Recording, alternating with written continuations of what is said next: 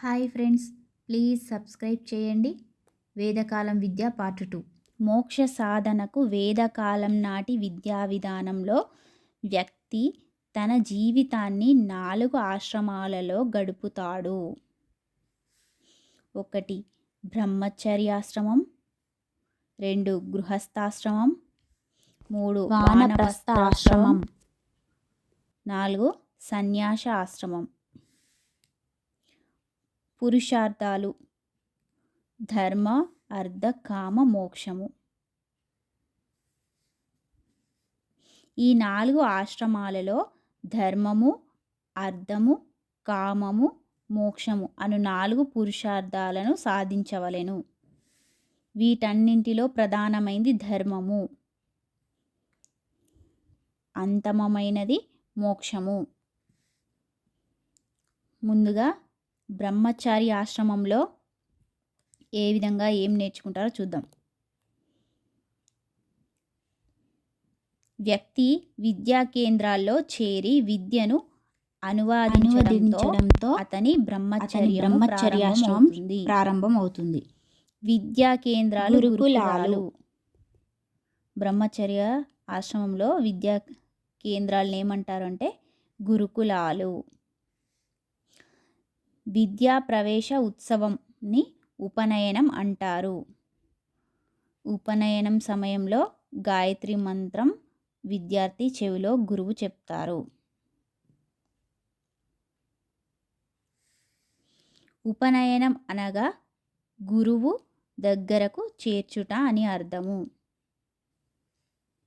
ఉపనయనం అయిన వారిని అంతెవాసి లేదా గురువాసి లేదా ద్విజులు అంటారు. ఉపనయన అర్హత గల వర్ణాలు బ్రాహ్మణ, క్షత్రియ, వైశ్యులు.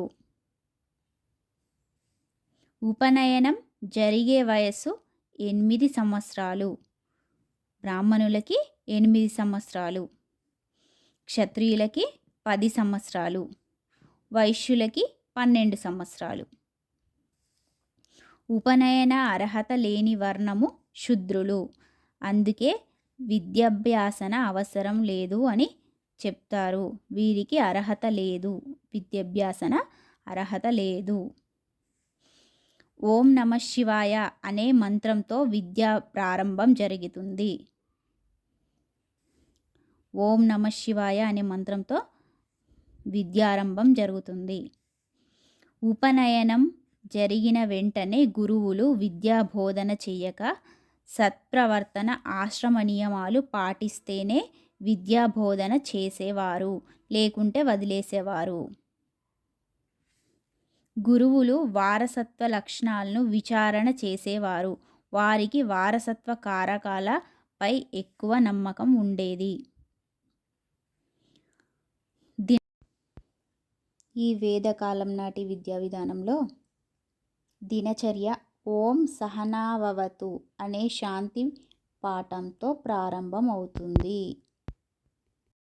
ఈ గురుకులాల్లో ఈ వేదకాలం నాటి విద్యా విధానంలో విద్యా లక్ష్యాలు ఏ విధంగా ఉన్నాయి, బోధనా అంశాలు, బోధన, విద్యా విధానం ఇవన్నిటి గురించి పార్ట్ 3లో తెలుసుకుందాం. ప్లీజ్ లైక్ చేయండి, షేర్ చేయండి, సబ్స్క్రైబ్ చేయండి.